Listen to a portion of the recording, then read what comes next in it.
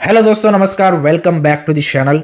So it's time for Bangladesh versus India in AFC Asian cup qualifiers and potentially जो match Asian cup qualifiers का decider match बन सकता था उसका अब जस्ट वैल्यू बन के रह गया है zero in terms of the qualification point of view, क्योंकि दोनों ही टीमें क्वालिफिकेशन की रेस से बाहर है एंड इसी ग्रुप की जो बाकी दो टीमें हैं हांगकांग एंड सिंगापुर, उनका जो मैच है वो डिसाइडर मैच है। सो दैट इटसेल्फ शोज कि भाई इंडिया ने कितना बुरा परफॉर्मेंस किया है ओवरऑल इस क्वालिफायर में एंड बांग्लादेश को भी जो एक्सपेक्टेड रिजल्ट उनको चाहिए थे वो उन्होंने गेन नहीं कर पाए हैं by conceding a last minute goals. But still India versus Bangladesh is always gonna be a big game, because जो दोनों कंट्री के बीच में राइवलरी है, जो एक जियो पोलिटिकल सिचुएशन है, वो एक एक्स्ट्रा आप बोल सकते हैं कि कॉन्टेक्स्ट ऐड कर देता है दोनों टीमों के बीच में मैच का। उसके अलावा रेन विलियम्स की जो एंट्री हुई है इंडियन नेशनल टीम ने, उसने एक और यहाँ पे नया एंगल, एक नया आप बोल सकते हैं कि मोड इस राइवलरी को दे दिया है। बिकॉज अब फैंस के सामने भाई Ryan Williams versus Hamza Choudhury, उसका भी एक कंपैरिजन ऑब्वियसली होना ही होना है। सो आई थिंक उसके चलते भी फैंस में काफ़ी ज़्यादा एक्साइटमेंट है इस मैच के लिए and no doubt Ryan Williams का खेलना अभी भी एनओसी के सस्पेंस के ऊपर बना हुआ है कि उनको भाई अगर कल तक एनओसी मिल जाएगा then he will play, otherwise और ज़्यादा वेट करना पड़ सकता है। But let hope so, I think उनको मिल जाए ताकि हमें Ryan Williams versus Hamza Choudhury की भी वो राइवलरी एंड कंपेरिजन यहाँ पे फैंस को देखने को मिल जाए। सो जैसे मैंने स्टार्टिंग में बोला कि कई सारा कॉन्टेक्स्ट है इंडिया वर्सेस बांग्लादेश मैच का, चाहे भले ही क्वालिफिकेशन के पॉइंट ऑफ व्यू से इसका कोई वैल्यू ना हो। तो अगर इंडिया के पर्सपेक्टिव से हम बात करें तो जैसे खालिद जमील ने यहाँ पे बोला कि after the disqualification from the Asian cup qualification race, उन्होंने बोला कि this is time to reset, 100% reset हमें चाहिए एंड मैं चाहता हूँ कि मैं ऐसे ही प्लेयरों को कॉल अप करूँ कि जो 100% कमिटेड हो to the national team. And उन्होंने जो स्कोर भी सिलेक्ट की है वो इन अ वे आप बोल सकते हो कि उसी डायरेक्शन का इशारा भी करती है, एक लॉन्ग टर्म प्लान लेके वो चल रहे हैं जहाँ पे कपल ऑफ यंगस्टर को भी उन्होंने मौका दिया है अगर आप ओवरऑल स्कोर को देखेंगे तो so that's a good thing. दूसरा कि भाई यहाँ पे जो इंडिया के लिए है वो अभी नेक्स्ट 1.5 ईयर्स के लिए एटलीस्ट कोई important matches in that sense नहीं है। सो एक रिबिल्ड का फेस भी आप लेके चल रहे हो, एक ट्रांजिशन भी आप कर रहे हो कि जहाँ पे सुनील छेत्री का एक जो एरा है वो खत्म हो चुका है। Now you want to build a team for let's say next 3-4-5 years, so उसको भी आपको ध्यान में रखना पड़ेगा। देन रेन विलियम्स जैसे एक ओसीआई प्लेयर की एंट्री हुई है, सो वो क्या इम्पैक्ट आपकी टीम में और आपकी टीम बिल्डिंग में किस तरह से डालते हैं, उसके अराउंड किस तरह से आप टीम बिल्ड करते हैं वो भी इंपॉर्टेंट होगा। क्योंकि हमने इन्हीं प्लेयरों को देखा है जब आईएसएल में वो फॉरेनर्स के साथ खेलते हैं तो एक अलग तरीके से उनकी परफॉर्मेंस निकल के आती है। तो वो वही सेम चीज़ के हमें नेशनल टीम में भी इस तरह के जब रेन विलियम्स जैसे प्लेयर एडअप होंगे तो क्या देखने को मिलेगी, उसके ऊपर भी कई सारा फोकस रहेगा।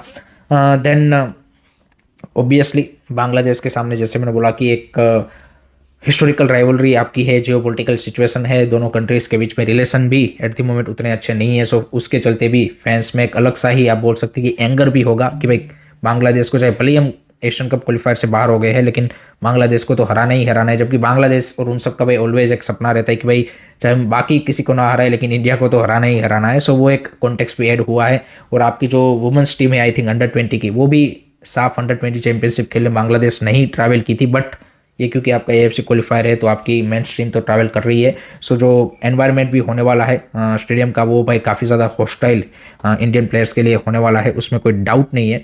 तो कई मायनों में यहाँ पे इस मैच में वो एक आपको स्पाइस अप चीज़ें देखने को मिलेगी।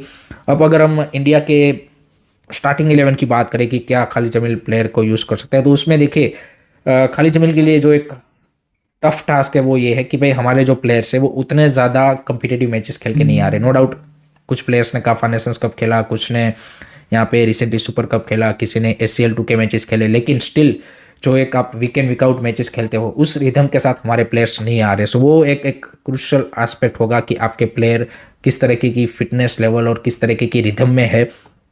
रेन विलियम्स अगर यहाँ पे एलिजिबल हो जाते हैं कल तक तो भाई आई थिंक डेफिनेटली वो स्टार्टिंग 11 में होंगे मेरे हिसाब से। उसके अलावा आई थिंक गोलकीपर में Gurpreet Singh Sandhu is most probably gonna start no doubt Hrithik Tiwari and Sahil Punia two young keeper को भी उन्होंने मौका दिया है, बट आई थिंक धीरे धीरे उनको वो आगे इंटीग्रेट करेंगे टीम के साथ।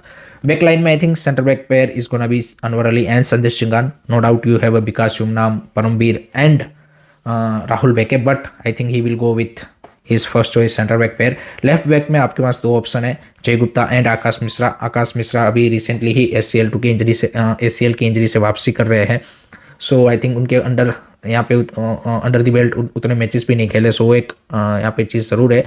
बट जय गुप्ता को आप स्टार्ट करवा सकते हो on the left back. Right back पे definitely Valpuia should start. Midfield combination में I think Suresh and Nikhil का मैं देख रहा हूँ कि कॉम्बो वो यूज़ कर सकते हैं। फनाई एंड मैकार्टन को I think as a bench के तौर पे, बैकअप के तौर पे रख सकते हैं।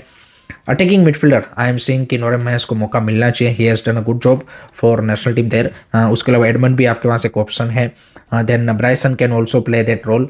बाकी विंग्स में मैंने जैसे बोला कि अगर रेन विलियम्स है तो Ryan Williams Chhangte can start on the wings and Rahim Ali को आप स्ट्राइकर खिला सकते हो, या फिर you can use Ryan Williams as a false number 9 kind of a role, or you can say कि second striker kind of a role भी use कर सकते हो। then you use Vikram and Changte as a winger, or maybe Mohammad Sanan and Changte as a winger, so lot of combination you can try out in that regard। the another most important thing is कि भाई खालिद जमील के under हमने जो क्वालिफायर्स and Kafa Nations cup के matches देखे, उसमें देखिए कुछ मोमेंट्स में डिफेंसिवली ओवरऑल अच्छा किया, बट जो अटैकिंग लैक ऑफ आइडिया है वो एक ऐसा एरिया है कि जिस तरह से उन्होंने बोला कि हम एक रिसेट करना चाहते हैं, तो वो सिर्फ प्लेयरों को चेंज करने से रिसेट नहीं होगा, वो आपकी जो प्लेइंग स्टाइल है उसमें भी आपको एक वो क्या बोलते हैं कि एडप्टिवनेस लाना पड़ेगा, कि जहाँ पे आपके पास अटैकिंग आइडियाज़ हो। आप सिर्फ यहाँ पे हराम बॉल खेल के, या फिर आप सिर्फ यू कैन से कि डिफेंस करके मैचेस नहीं निकाल सकते, या फिर आप सिर्फ रिलाई कर रहे हो सेट पीसेस के ऊपर, या फिर सेकंड बॉल, या फिर उस तरह की चीज़ों के ऊपर। तो आई थिंक वहाँ पे खालिद जमील का भी टेस्ट है कि भाई वो उनके पास क्या different kind of ideas attacking you can say कि सेंस वाइज वो क्या इस टीम में इंटीग्रेट कर पाते हैं। I think that is gonna also decide कि भाई आगे आने वाले टाइम में इंडिया कैसा करेगा। अगर हम अब बांग्लादेश की बात करें तो बांग्लादेश का अगर आप क्वालिफायर का कैंपेन देखेंगे तो इंडिया से कंपैरिजन में उन्होंने भी बेटर फाइट पुटअप की है। कुछ मैचेस में वो काफ़ी ज़्यादा क्लोज भी आ गए थे to get the win, particularly वो हांगकॉन्ग वाला गेम देख लीजिए, या फिर इवन इंडिया वाला मैच भी जो इंडिया में ड्रॉ किया वो भी वही, वहाँ पे उन्होंने एक दो ओपन चांस मिस किए थे, अदरवाइज वो मैच भी वो निकाल सकते थे। तो एक दो रिजल्ट उनके फेवर में आए होते तो शायद वो अभी तक क्वालिफिकेशन की रेस में बने हुए होते, बट आई थिंक उन्होंने भी ओवरऑल डिसअपॉइंट ही किया है, क्योंकि जब आपके पास समित सोम, हमजा चौधरी जैसे ओरिजिन प्लेयर है तो उसके अराउंड जिस तरह से आपकी टीम की परफॉर्मेंस आनी चाहिए थी, कहीं कहीं जगह पे उन्होंने इंपॉर्टेंट मोमेंट्स में उस चीज़ को यहाँ पे लैग किया है, या फिर टीम ने वो फोकस लूज़ किया है और उसका खामियाजा भी उन्होंने भुगता है। सो आई थिंक रिसेंटली जो नेपाल वाला मैच है उसमें भी सेम चीज़ हुआ कि आप एक मैच में जहाँ पे 1-0 से डाउन थे, then you make a come back and then again you can say कि given up equaliser. So I think those are the area की जहाँ पे उनको भाई वर्क करने की ज़रूरत है, एंड उनके कोच के ऊपर भी यहाँ पे काफ़ी ज़्यादा प्रेशर है। क्राउड का सपोर्ट उनको ज़रूर रहेगा। Hamza Chowdhury is gonna be there man, Samit Som भी होंगे वहाँ पे, जमाल भुयान उनके जो कैप्टन है। So I think they will try hard and I think they will use more physicality also in this match. So उस सेंस से मैं देख रहा हूँ कि it is gonna be a equal match between India and Bangladesh. Honestly अगर एक as a neutral perspective से मैं बोलूँ तो it's a 50-50 game, but as a Indian fan definitely I want to see India winning this match, because Bangladesh के सामने तो भाई आपको जीतना ही पड़ेगा विदाउट ए डाउट। जैसे स्टार्टिंग में बोला कि वहाँ पे कुछ भी less than win means it's loss, so as simple as that. It is not gonna be easy away में जाके उनको हराना, seeing our all the challenges difficult ज़रूर है, but this team can achieve. So let hope so एक हमें entertaining game यहाँ पे देखने को मिले।